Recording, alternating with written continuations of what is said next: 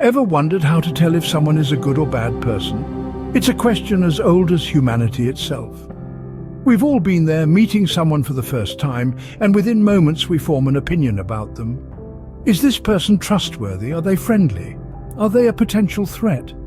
The ability to judge a person's character swiftly and accurately is a skill we all desire, but it's not as simple as it sounds. Many factors come into play in this complex mental process: our personal biases, our past experiences, cultural backgrounds, and even the subtle non-verbal cues we pick up from others. But fear not, because in this video, we're going to decode the secrets of human nature.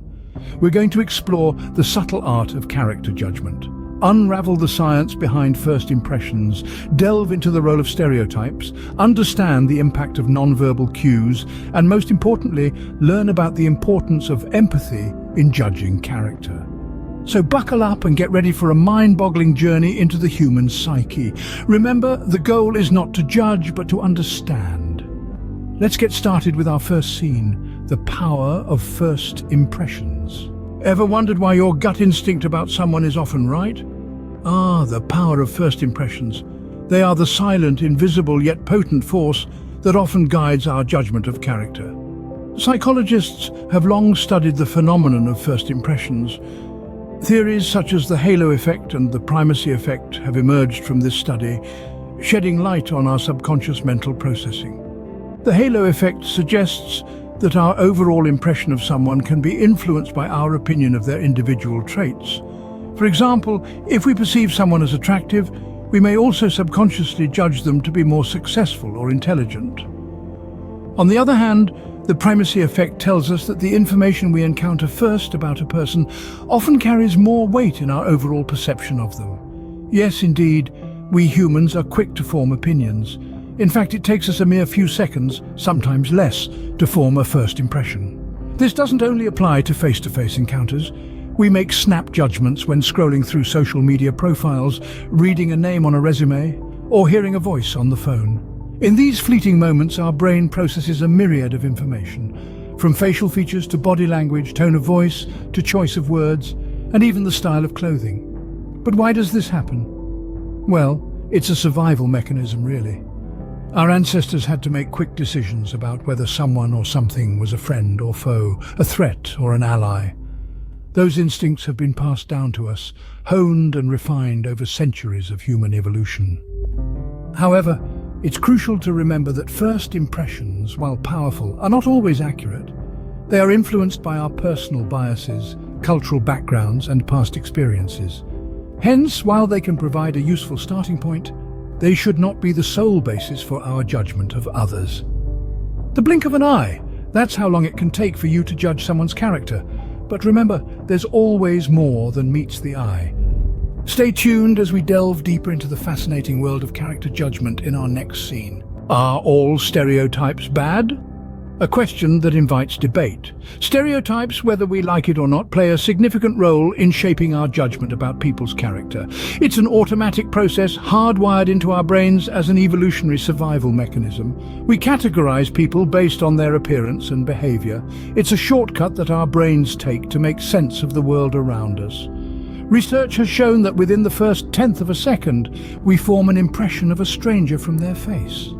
This impression, often guided by stereotypes, can influence our subsequent interactions with them. For instance, if we encounter someone who is dressed shabbily, we might hastily categorize them as lazy or incompetent, while a well-dressed individual might be seen as professional and reliable. The danger here, however, is that these snap judgments can be misleading. Stereotyping is a flawed system, built on overgeneralizations and often fueled by societal biases. It operates on the premise of one size fits all, blatantly ignoring the richness of human individuality. We might be quick to label a quiet person as aloof, when in reality they could just be introspective.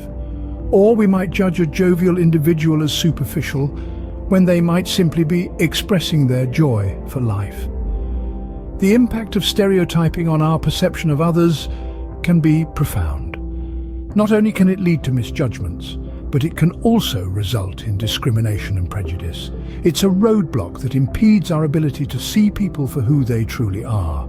We end up viewing them through a distorted lens, painted by our preconceived notions. So, are all stereotypes bad? Well, they certainly can be misleading and harmful.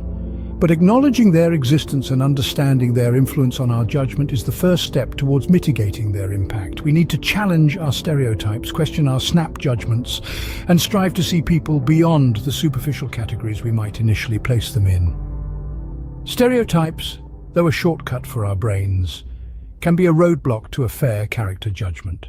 Did you know that our words make up only 7% of our communication? Yes, you heard it right. A staggering 93% of our communication is actually non-verbal. That's how crucial it is. So what exactly does this 93% entail? It's an intricate cocktail of body language, facial expressions, and the tone of our voice. Each of these elements is a language in itself, speaking volumes about our character, often more accurately than the words we utter. Let's start with body language. It's a powerful tool that can reveal a lot about a person. Ever noticed how some people can't help but fidget when they're nervous? Or how others stand tall and confident when they're in control? These tiny gestures and postures are like open books, telling tales about the person's state of mind, their confidence levels, their honesty, and much more. Next, we have facial expressions. They are the mirrors of our emotions and thoughts. A simple smile can convey warmth and friendliness, while a furrowed brow may suggest worry or concentration. Our faces are the canvas where our emotions get painted, and often they're quite telling of our character. Lastly, the tone of voice. It's not about what we say, but how we say it. A harsh tone might signal anger or frustration, while a soft, gentle tone could suggest compassion or understanding. The speed, pitch, and volume of our speech can also provide insights into our emotional state and character traits. All these non-verbal cues work together, creating a symphony of silent communication that tells the world who we are. They are our unsaid words, our unexpressed feelings, our unvoiced thoughts. And often they're more honest than any words can ever be. Because while words can be manipulated, our body language, facial expressions, and tone of voice are largely subconscious and instinctive. Our body language and tone of voice can often reveal more about our character than our words. How much does your past influence your present judgments? That's what we're diving into now. Imagine our minds as a vast library, each book a memory, each page an experience. Our past experiences, these books and pages, shape our understanding of the world and people around us. They form a lens through which we perceive others, sometimes without our awareness. Take, for example, if you've been bitten by a dog in your childhood. Now, anytime you see a dog, your first instinct might be fear, regardless of the dog's behavior. This is a clear-cut example of how a past experience can shape our present perception. But it's not always as straightforward as that. Our past experiences can also subtly bias our judgment of character. If you've had positive experiences with a certain type of person, you're likely to view others who resemble them in a favorable light. Conversely, if your experiences have been negative, you're more likely to judge similar individuals harshly. This brings us to an important psychological concept known as the confirmation bias. This theory suggests that we have a tendency to search for, interpret, and recall information in a way that confirms our pre-existing beliefs or hypotheses. So, if you've had negative experiences with someone who has a particular characteristic, you're likely to believe that anyone else with that characteristic is also negative, even if they're not. In essence, our past experiences can sometimes act as a filter, coloring our perceptions and judgments of others. We need to be aware of this bias if we want to make more accurate assessments of character. We should also remember that just because someone reminds us of a person from our past doesn't mean they are that person. Each individual is unique, with their own story and experiences. It's important to give people the benefit of the doubt and not let our past cloud our judgments. Our past experiences can be a mirror, reflecting our own biases onto others. So it's up to us to recognize these reflections and ensure they don't distort our view of the world. Could empathy be the key to accurate character judgment? Now that's a question worth pondering.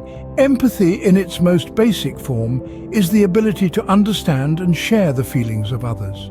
It's like stepping into someone else's shoes and viewing the world through their eyes. It's about feeling what they feel, understanding their motivations, their fears, their joys. Now, how does this connect with judging character? Well, empathy allows us to delve deeper beyond the surface, beyond the stereotypes, and beyond the first impressions. It's like having the key to a locked door, behind which lies the true character of a person. When we empathize, we are less likely to make snap judgments based on limited information. Instead, we consider the person's experiences, their circumstances, and their unique point of view. We become more attuned to their feelings, their thought processes, and their motivations. This, in turn, allows us to make more accurate judgments about their character.